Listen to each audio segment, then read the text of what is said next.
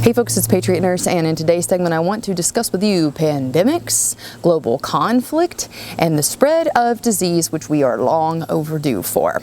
Alright, so if you are a student of history, I'm sure that you've probably noticed that the headlines of late, especially those in your old school newspapers, they eerily resemble those that were present in the headlines prior to the advent of World War I. Okay, go to a microfilms section of a library and kind of pour through some of those and you'll know what I'm talking about. Human beings are little vectors for diseases, okay? And disease tends to go with them wherever they go. And that means that whenever there's a war or whenever there's a major shift in human populations, sound familiar, read refugees in Europe, whenever there's a major shift in populations, human beings and the diseases that they carry go right along with them, okay?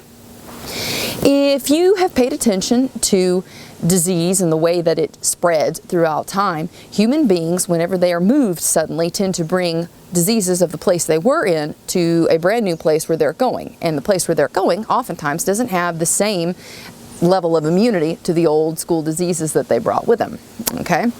So what we're looking at here, I think, in the next few years is definitely, number one, a pandemic, okay? We're overdue for it, long overdue for a pandemic. Pandemics typically are viral, okay? You can have localized spreads of disease or epidemics that are viral or bacterial, okay? Cholera would be a great example of a bacterial-borne epidemic, okay? Haiti still has cholera endemic, all right? And boy, they're going to be dealing with it after this hurricane. These diseases, okay, go in cycles throughout history. And you could potentially make the argument that human population growth is a self-correcting problem. I'm not a eugenicist, lest you think that I am. Hear me out on this statement. The global population since about the 1900s has increased like this. Instead of linearly, it's gone like that. Sevenfold increase roughly in human populations, okay? What do we know about finite resources with increasing demands on them? It tends to elicit conflict in human beings. For instance, why do those of us who prep? Because we know that, for instance, if there's a run on clean water or a run on food, whenever you go to places like Walmart or your local supermarket, there are going to be fights and riots over fixed resources with limited availability, food, water, etc. The same thing is present globally when it comes to the needs of populations and the amounts of wealth that they demand and the standards of living that they demand, okay? So what happens is that you have an increase in competition for a relatively finite amount of resources, unless we, of course, develop zero-point energy, which I don't see getting out to the hands of the populace anytime soon. Long story short, folks, we're long overdue for a pandemic, but moreover than a pandemic, we're long overdue for global conflict based on the amount of population growth that we've had, okay?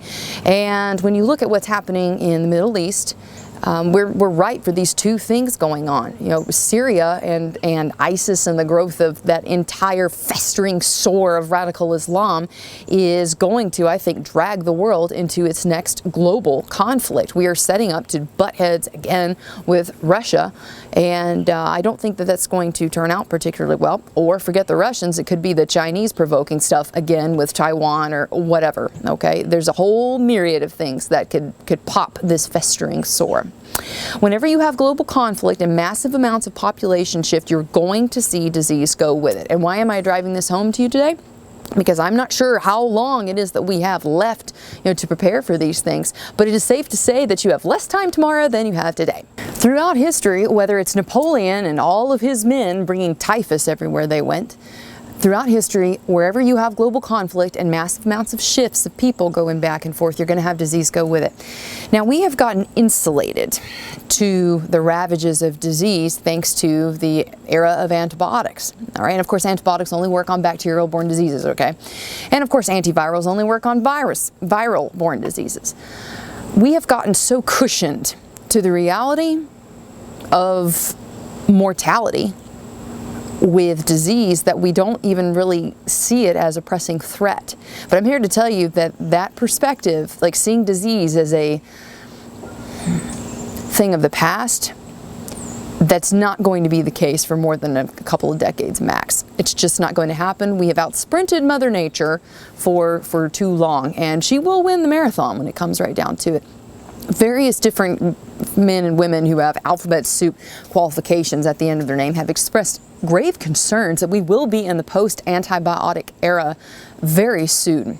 When you combine this with the massive amounts of people that are coming up and out of the crap holes of the Middle East and bringing with them all of their diseases, all of their 800 AD ideologies, and expecting to be fed off of and nursed off of the bosom of the West, we're setting ourselves up for a lot of trouble here, okay? A lot of trouble.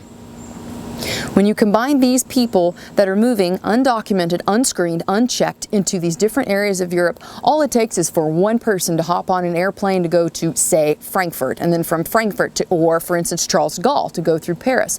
All it takes is a couple or one person that has a nasty virus to go through one of these airports and infect the entire world, okay? And it happens not because of the race that a person is or necessarily like what they believe. It happens by sheer statistics. More people being cloistered together in a small area carrying diseases is going to breed more disease, and by default, more vectors for disease, more permutations for that replication to go through increases the risk for potentially pretty nasty mutations. So just some things to think about for this weekend. I think that it is very safe to say that in the next 5, 10, 15 years, your access to healthcare is not going to be increased. The quality of healthcare is not going to be increased. It is going to be increasingly drained and strained with fewer competent practitioners and an increasing demand of people on an already heaving system. Okay, so the best thing that you can do for yourselves is to get training, to get medical training, to seek knowledge, and to look at the old school ways of taking care of people. That's why I do what I do, and that's why I teach the classes, folks. So if you haven't gotten yourself into a class, let me encourage you to do that. Okay, make it a priority for this year and this coming year. I'm going to be in Houston, Texas in November, and then I'm going to be in Jacksonville, Florida in December. Going to be releasing the 2017 schedule, of course, soon here.